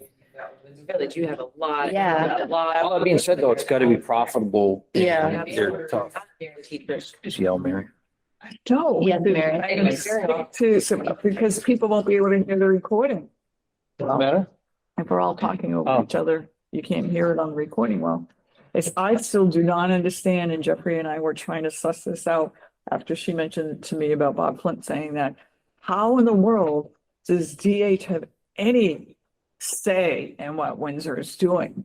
Because they're affiliated. Well, they're not. They're just saying they, Even if you had a pharmacy who was willing to come in, why couldn't they go there? Why is DH blocking a barrier It is there? not We don't profitable. seem to yeah, understand. she's It's saying all about. It's all about. they're trying to control, they're trying to make the money. So they're saying, Yeah. hey, we're gonna send our people to our own pharmacy, not have somebody else. They don't want to see something else because they just want it. I get that, but Well, they don't have a say. But Well, but the pharmacy, it's not profitable to have a pharmacy in Windsor, just period. period. I mean, look That's the how it bottom dwindled line. for years. yeah, Yeah, That's Bob Flint. I'm just saying, because we had that conversations in the WIC meetings. yeah. yeah. And there are conversations Yes. that the same company that owns Rite Aid owns the Price Chopper Plus. Well, Okay. Okay. Right. So there has to be willing partners in the whole thing, Yeah. but what if one, I'll just make something up. Let's say Dollar General moved to Rite Aid, Abishans expanded into Dollar General, right, move over. Key Chops moved in, like that, and puts a pharmacy in. Somebody's got to be willing to pay for it and somebody's got to want to do it. So the And nobody ideas wants are to out pay. there. And yeah, like how much am I going to have to spend to do that? And how much incremental business will I get from moving or improving my location? So that's where the rub is. Because what's happening is a lot of the pharmacies that are picking up the slack. Yeah, Are it's making, insane. it's creating more barriers because they got inundated with customers and you can't get what you need and. That's where you need to get a mail order. Right. So if they want you to do. All right, we're gonna go into old business with town manager search update. Okay, I had to, it's been a long day. I had to think about that. I came here from work. I'll just tell you, out there in the world, Springfield town manager is retiring at the end of the month. The Bellows Falls town manager has been hired, so they're going to be looking. Yep. The Woodstock town manager it's public knowledge, is on the short He's list. backed out. Yeah, he did. He withdrew, was an article. Oh, really? Yes. I didn't see When I that. talked to him yesterday, he backed out. You don't know the whole story, so we'll just say, Well, it seemed like he I withdrew. oh, this he may have, but Oh, he's- it's the only iron in the fire. Oh, yeah, I believe that. But he withdrew from that. At least that's what the article said. Oh, I can believe it, that, That's a whole different thing. You don't want that trouble. It's kind of a mess over there. so, all I'm saying out there is, Springfield is taken care of. There's at least one, there may be two other searches going on at approximately the same time, so. And as far as our town manager search update, at our last meeting, December 3rd, we did meet with our consultant, Dominic Cloud with BLTC. We had a great first meeting. We talked about Windsor's strengths and weaknesses and what we're looking for and what everyone's looking for in a new town manager. I think we can expect after the holidays are over, the beginning of the year, we should, all of us, have what we call a recruitment brochure ready to go out. So the job will officially get posted and then people can start submitting their resumes to our consultant. And we are not moving forward with a search committee. The select board is working directly with Dominic through this process. And that's all we've got right now for an update. The search committee will be the select board. Right. Yeah. Any other discussion on that? No. All right, Next is discussion item, our town website. Our new town website. No, That's you. that's me. So we have a new website. We don't have an IT person. So Okay, that's what I want. I didn't bring it, the printout. Any of contract the IT people out there not for web management, or for free? there could be some. So where We don't have, we paid somebody to be the liaison between the company and get it up and running to the stage that it is. I'm gonna say the overreaching issue is the what are they? Civic Plus. They say it's really not designed to be the home for all of your documents. It's to be the agenda and minutes. There are other towns, Shelburne is one in particular that has a lot of stuff on there. So migrating all the old stuff onto the new stuff has been haphazard. And if you go into different things, you see it comes out in different formats. What I think will be a workable solution is our box system is free, that all the board packets are available in box, and we can provide links to wherever there's a meeting that here's your, like for you guys. I do it, so I've just never tried to change it. But you can go on the website, you can see the agenda. Click the link and it brings you. And it brings you there. And we've changed it so the minutes for the meeting get posted on the website when we don't wait for them to be approved. So that's happening there. There's probably still some links out there that don't work right, but nobody from town has contacted us for a month anyway about I'm trying to find something other than Cliff and Paul Dwarren and you that all seem to have the same comments. I'm just saying. That's the solution. What do you expect? Yeah, that's okay. That's how you get things done. So now you can say there's at least 3 people who look at the website. Yeah, well, So it's growing. it is, getting up there, huh? Oh, what pretty colors. Oh, I love the new thing. I like it that I can go to the website and see the newsletter. Oh, I didn't know I could pay stuff online. That's cleaner. Oh, look at that. I can see my property card on there. I can fill out zoning forms on there. I didn't know that. So those are the things. And again, there's not afraid of people dropping cookies off saying how great the new website is. But we hear that after we got through the initial launch where there was a lot of dead links, email things that didn't work. And we haven't paid the person who's responsible for setting it up until all those kind of bugs are fixed. So where that falls in his priorities, I'm not exactly sure, but he has been making progress that most people just wouldn't see because you don't do it. So that's what I had to say about that. But the comments come in, makes us aware of things. Well, I guess it's been confusing to me because I have been on the website when I go to look for minutes of meetings, especially because I'll check out Jedi meetings because I used to be on there, and there's this just big gap. So, and then sometimes it's not on the community calendar. So if any, right now they're not having meetings. no, they're having meetings. But it's That's, not always, sometimes you can go on the community calendar and you click and it doesn't bring you anywhere, or it says, oh, you click on it and say, oh, this is the minutes, but when you press on minutes, it's an agenda, it's no minutes. There's different things like that I think is very confusing. Are you making a And list? believe me, and I can get my way through the box stuff after all these years. I would just keep forwarding stuff to Tom and say, hey, I found another thing. Can you pass this to me? Yeah. Well, look how that I'm running I out wrote a letter, already. you saw the letter. It's like, so I think that's frustrating, and I've heard some confusion. A little bit from Jenna, like, who is it? I don't know where the communication breakdown was, but I always thought it was Riley that they used to send their The people minutes who to need and help, ask. That kind of thing. Riley helps. There are some who don't need help and do it themselves. Some need more help than others. That's probably true. I get And that. I get that. It's not what people do, right? Right. So the people who meet more frequently get more familiar with it. They can do those kind of Right. things. The calendar is something that is fed through other ways. And there are things like the Paradise Park Commission is on the calendar, but they don't video. So Mhm. theirs get posted one way. If there's a video, there's a different way to do that so that it all comes up. This Windsor on Air covers, so we have a professional getting Right. the select board things, stuff like that. Right. And it may be, I'll have to go and check. The calendar can get populated with the standing meeting schedule. So let's say Jedi every Right. third Thursday, or whatever it Right. is.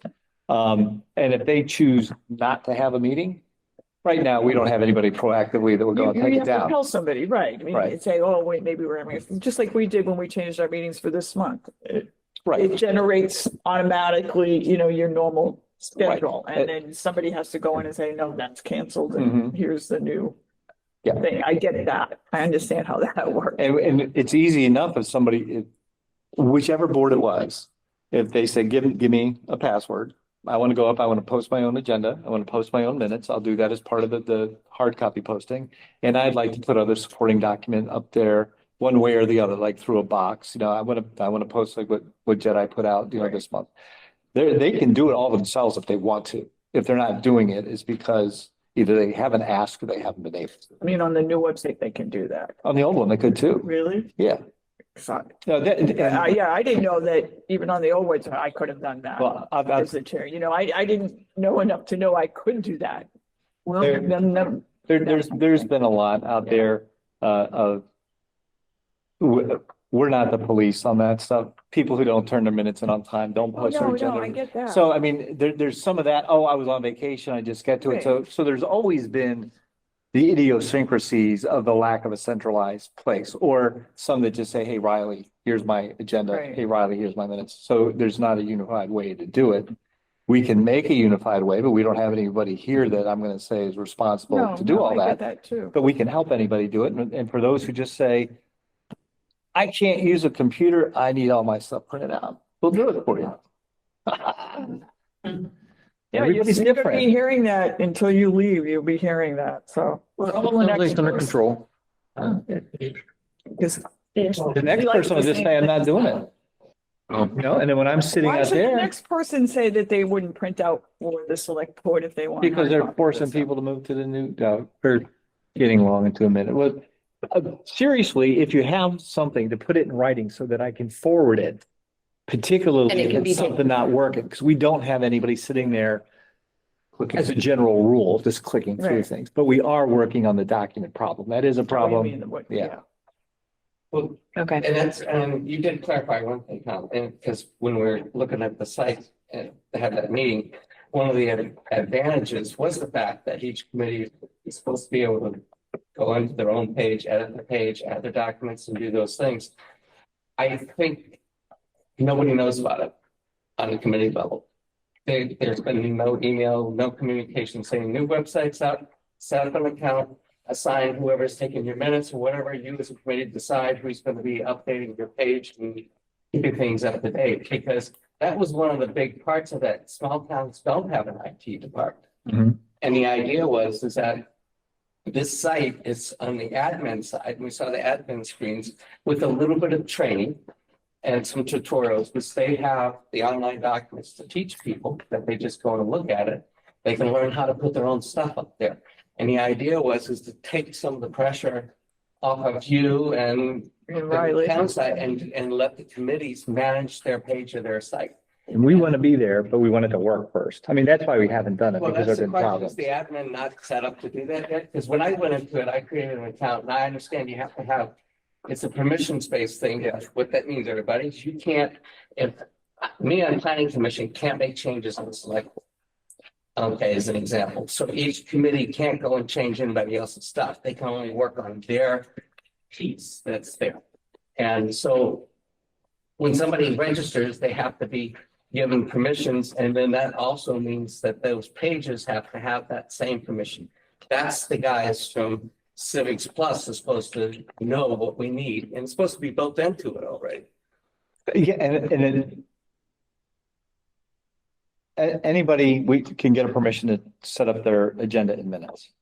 Right, Because there has been problems migrating the old documents up, and because there have been problems putting the packages on, right. we really haven't been focused about telling other people they can do it. It's like, let's try to figure this out. So it just hasn't gone out. Well, and then, and the other side of it is if if somebody wanted to go in and try to update their page and put their old agenda minutes on their page, if they at least have the access to it, they might be able to put some of that in and do some of the work. Look, I didn't even know there was a space up here over the payments part of the website where it said, make an account. But my husband said, well, But go now ahead you and make an do. account. And it's like, where did that come from? I didn't even notice it. And it did. And then it just went nowhere. And it's like, well, what's the point? He kept trying to explain it to me. And it was like, well, it's, We don't have a project manager internally. for I this. get that. When you do that, there's somebody who is the focal point of those things that actually does it, and Tom's trying to do it. And Well, I mean, and since he then has all the time in the world, I don't understand what the problem is. I get to where I need to see. So I'm very self-centered on that. But, Riley is good and Tiffany is learning more. And Marco is working with the Civic Plus people to get those other things working out. And, He does like, Social the media. Windsor, the social media page. Yeah. So he's a contractor guy that does all that posting stuff. And it really, the thought of telling other people how to do it when we can't figure it out ourselves just, hasn't come up yet. So we'll get to that point. I think we'll come up with a solution fairly soon. And there's other things like you can have an account so that you can contact the town to go to, like, hey, there's a pothole in front of my house. So there's other interactive things that if you have an account, you do. We don't have those modules. So there's like an a la carte thing of different things the website can do, and we don't have them We didn't all. buy it. Right, so there's more uses to it than are currently available to Windsor. So how about for now, we get into the town manager's report? Okay. Update on the union contract negotiations. So a long time ago, I said, I hope we have all these things done by November, and here it is December, and they're not done. They're not done because the police department is in the process of changing unions for internal issues with the union with. And as far as I can tell, everybody's being civil and friendly about it. So that's going on. On the AFSCME side, they have relatively new AFSCME representative here. It's always been a little disjointed because they're representing the rec department and the fire department and the highway department and the water and sewer department, and particularly the fire department. Usually fire departments have their own union like the police have. So apparently, and the union president who worked for us quit. So Our local president. our local president, for a good reason, he's got a good new job, like there's no drama there, but he's gone. So they're kind of regrouping. Be on our negotiating committee.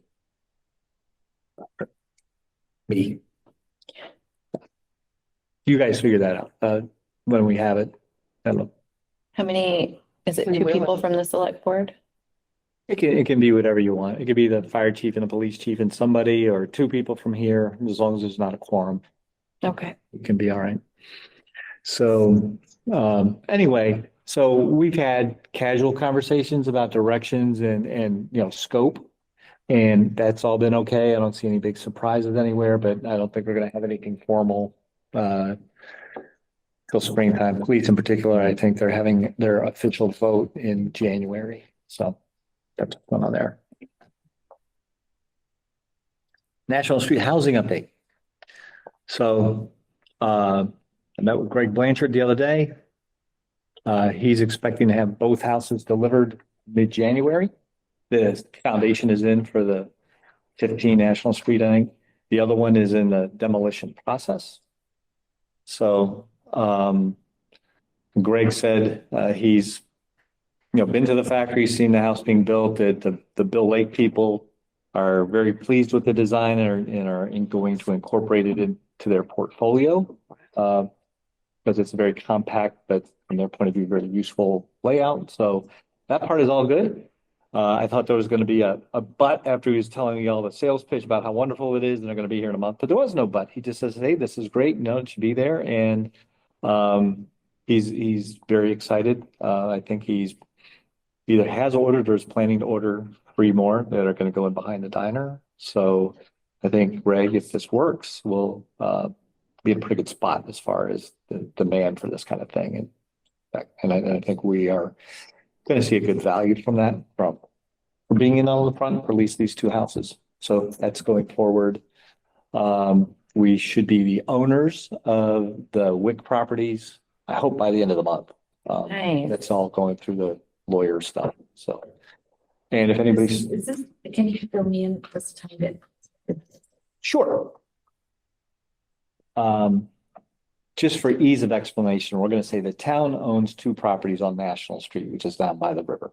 Because of previous, One from a tax sale and the other one, the town bought, was a dilapidated house. We bought it from somebody to fix it up.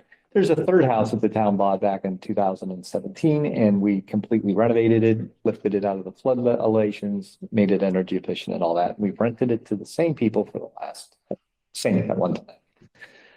So the wrinkle is that the Windsor Improvement Corporation that we talked about earlier actually owns the house that hasn't been renovated. They own one of the unrenovated houses. So the town is going to transfer those to town ownership in exchange for a loan that they had to renovate the first house. Good news is a house down that way that not nearly as nice as the one we had just sold for $165,000. So we'll be able to make that decision on whether or not we want to continue renting it or we want to sell it and put the money back into the revolving loan fund. And there's certainly going to be a strong demand. We have purchased two factory stick-built homes that are, I don't know, Saratoga or someplace over that way, Schenectady, that will be delivered, placed on foundations that elevate them out of the floodplain, 2 bedrooms, about 900, 800 square feet. That at this point, the town plans to rent at market rates. so in the survey, you had a question. Would you, one of the things, would you be willing to pay more taxes to buy blighted homes? How many sites like this are there if the town decided to do more of that? Depending on who you ask, some people would say there's almost an unlimited number. I would say you could easily find 20. Some of them come into the more commercial aspects. One of the biggest disappointments in the survey year after year is the vacancy rate on Main Street. And they're in the hands of one particular landowner who has always been difficult. The town has tax stabilization for people who buy properties and improve them to keep their taxes at the original level for some time. We have revolving loan funds that we would have, if we had any money, we would have access to. So we have tools to help somebody who's interested, but if you're not interested, you're not. I mean, we even have, go ahead. Do we have any ability in that vacancy topic to impose fees or anything? We're not allowed, we don't have the power to do that. Some towns are trying. Burlington had something where there's a bombed out gas station that they were gonna, the highest best value is what you're gonna pay taxes on, not the junk you have right there to motivate somebody. There's no, I'm not gonna say there's nothing that can be done, but there's no, hey, just do this. Probably the easiest thing that has come up is that the town could, you find a house that's maybe sitting in foreclosure and it's all overgrown. We could hire a contractor, go and mow the lawn, stuff like that, and then lien the property for those costs. So there's something like that going on. And we have had a couple of situations where there are buildings and people willing to use their apartments. Hey, you renovate it, we'll rent it for you. You'll get $1,500 a month per apartment. So you got 3,000 there, and then there's another retail space or something that we've had. It never got to the finish line, but a property owner will say, way overcharge for what the value of the property is. It needs a lot of work, and the town says, we're willing to overpay you to make you go away. But there's going to be a cash flow to it almost right away. And the residential part is a lot more stable these days than the commercial side of it. So if we have to pay, maybe 40,000 a year for a loan to buy and improve the property, but we can get 35 to 50,000 a year in rental income, plus the tax income that comes with an improved property, we are in a position to be able to do that. It just hasn't come to the point where we've been able to make a deal. So these National Street properties that seem to be going so well, is that going to have contributing momentum of doing more of the same? But if that's what the community wants, yeah, there are other places they could go. The rub at the current moment, where we pay 225,000 a piece for the house, they probably will appraise for 175,000. So we can do rent to own models, where the rent goes into the down payment equity kind of thing. And if they walk away, they lose that. But there's a lot of things that we can do. But if the community says we want more of that, we would have the locations and the ability to do it. And it could be different. We own a vacant lot on River Street. You could put a 4-unit apartment building.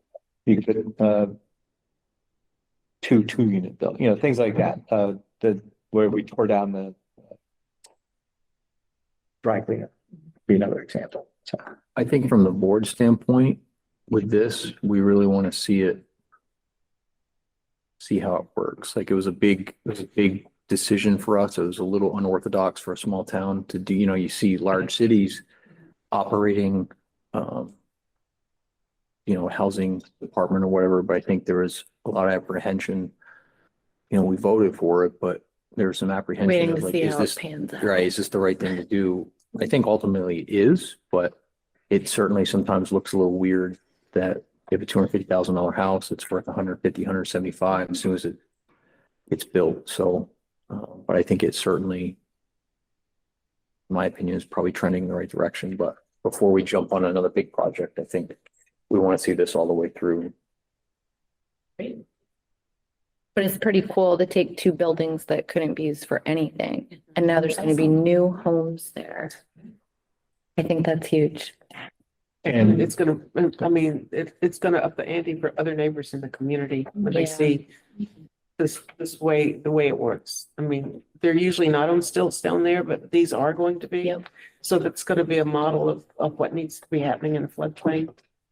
Well, didn't the first one, she went to rent and it's rented to own, right? It ended up. Are they renting to own? they're not in Oh, I the first see. one, but the same people, they've just, Yeah, This person. they've been there like the Stayed whole. there. Yeah, that was Yes. a nice place. Yeah, So now these two will be up like that one. yeah. So now it won't be the little loner down there. We're gonna have friends. and honestly, a lot of the ideas and concepts, something like overpay to get rid of somebody to improve the entire community, is what Dominic did in St. Albans. That's his mindset, the person who's doing the search. So I think as long as the board indicates, and at least the part of the discussion I was in, it seemed like that forward momentum would be what is part of what would move Windsor forward. Yeah. That would be a skill set that you look for in the next person that has that interest in development. Okay. And I'm not a developer, so you just need somebody who's interested in doing it, right? So can I steer the conversation a little bit towards the Main Street properties? There's currently a real public, issue with one of the properties and the way and I was understanding that there was going to be an inspection of the building and or is that something? What's the status, I guess, and what are the rights of this person who has rented this building? And is this going to be a problem? It's the same problem that's always there. Like there is absolutely nothing different with what's going on with that person as what's gone on with every other business that has been in there. My personal feeling is you don't conduct your business on Facebook. Well, I agree with that. It has nothing to do with what's going on. If you want to get something done, that's not, in my view, the way to do it. I've seen the posts. You have. Kevin has been contacted. Okay, Town has nothing to do with the inspection that was coming. okay, Town has nothing to do with the maintenance on it. okay. No authority we have to do anything.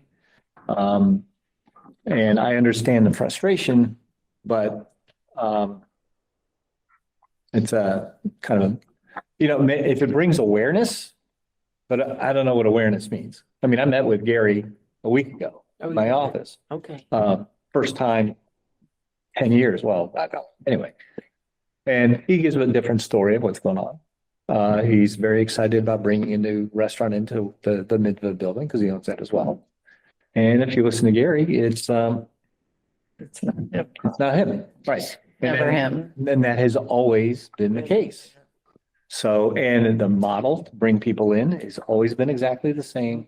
It has to do with improving the property in exchange for something and, And they end up having. yeah. Truly, So that goal, right? Yep. it's that, why doesn't the government do something?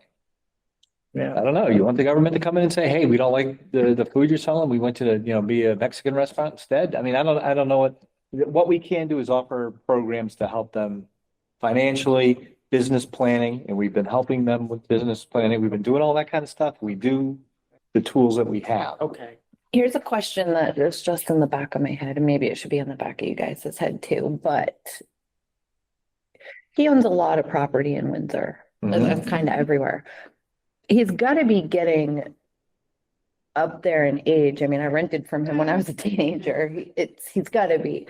My question is, what I think about is someday when something happens to him, does he have his affairs in orders? Does anybody even know what would happen to all of his properties? Because it's a It's not a lot. question that, yeah, we can answer even though. He's trying to, we'll say, close up shop. I mean, and Okay. that was part of our conversation is I like to get out of this business and, Okay. enjoy my years not dealing with all I this was stuff. thinking about it. Yeah, but the rub has always been, I went $350,000 for a building that's worth $150,000. And it's not, I don't know. Cliff, you know more about real estate, but commercial real estate has a lot to do with the income generating potential and stuff that sets the value and all that kind of stuff. So anyway, every building has been for sale as long as he's been here. And, But he's never sold any of them. and if you just want to, he's not the only one with this model, but like the homes, like maybe he paid $25,000 in 2004 for a house. And he gets a $900 a month rent check from the government.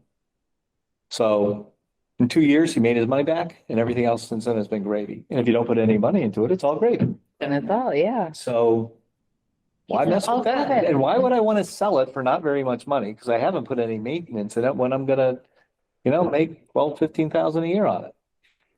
But he's really got a stranglehold with him. Yes, he does, and it That's the sucks. part that really is far. And he knows it, and I think he uses it. And we have people coming in who want to open new businesses like Cassie, and Mhm.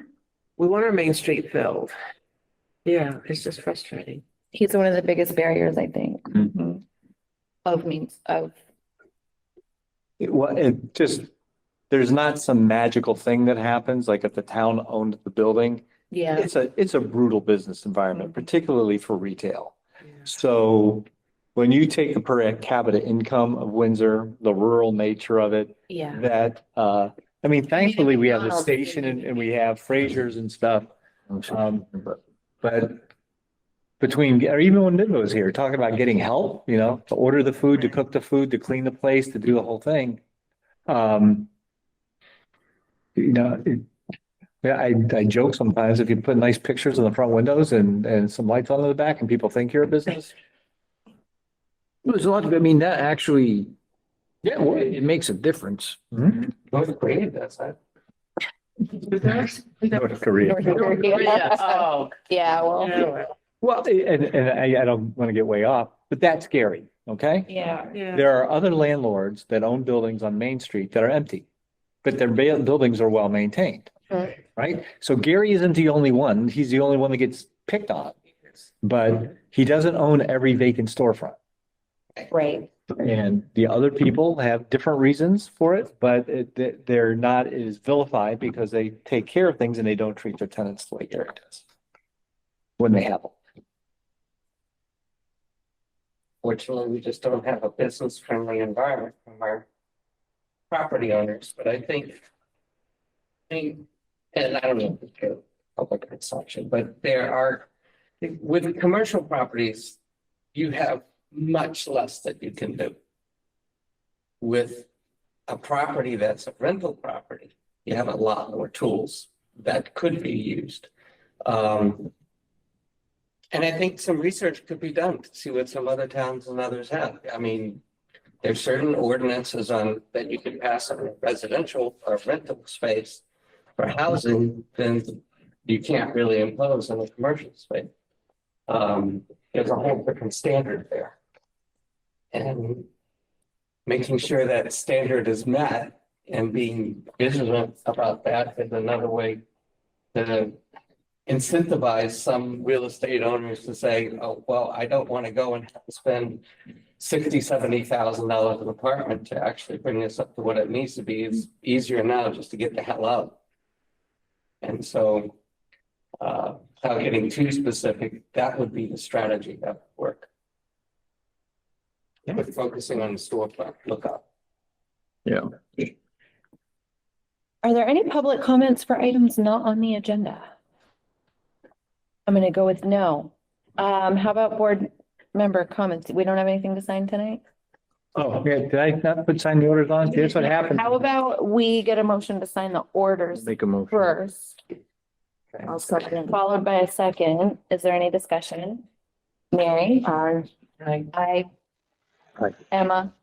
Aye. We're gonna sign those orders. While we sign orders, Emma, do you have a board member comment? No, happy holidays, everybody. Thank you, Emma. Brian? Want everybody to know I put my tree back on my porch. Thank you, Ryan. Gonna look for it next time I go by. Just anywhere. Tis the season for budget. I hope everybody has a safe and Merry Christmas. I don't have anything to really say. I've said too much already. I don't either. Think about how you used to set up the room. We always, huh? Last meeting of the year. I know. Oh, gosh.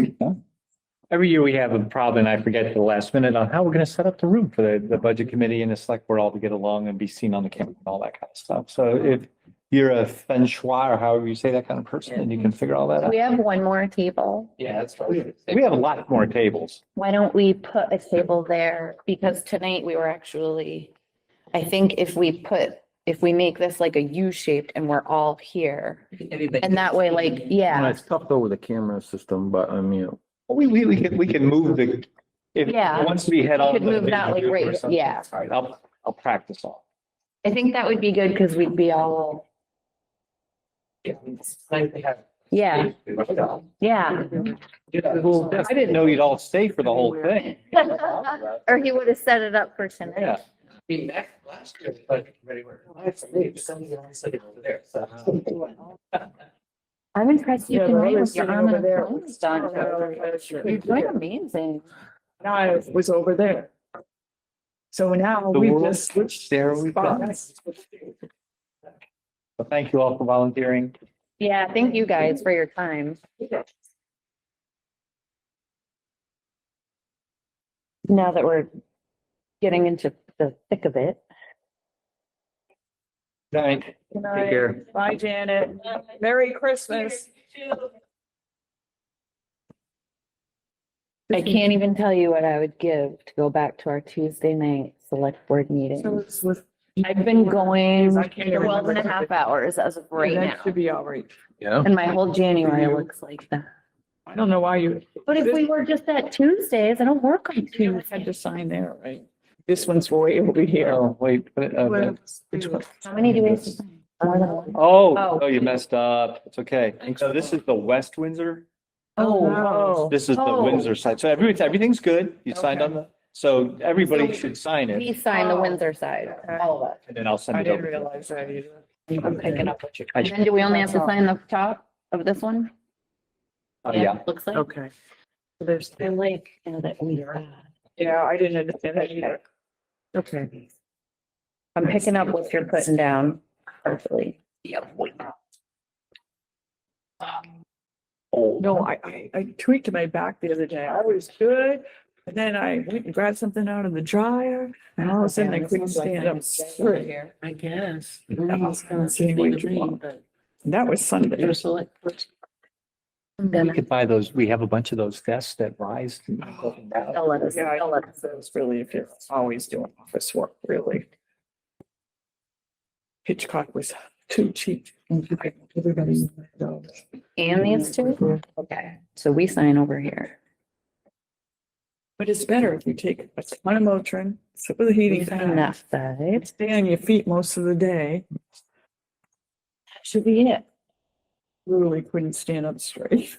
It was awful. Still been walking or have you had to put that on hold too? I really haven't. And I don't think that helped, to be honest with you. I got out of my home routine. Ever since Thanksgiving, my home routine has been off as far as. I haven't been. All right, I'm gonna adjourn this meeting at 8:30.